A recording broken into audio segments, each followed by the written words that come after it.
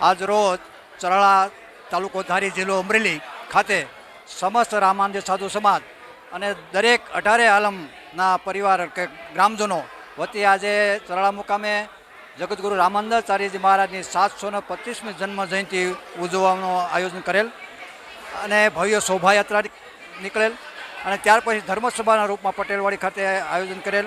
સાધુ સંતો મહંતો પણ ઉપસ્થિત રહેલ, આશીર્વચન પાઠવેલ.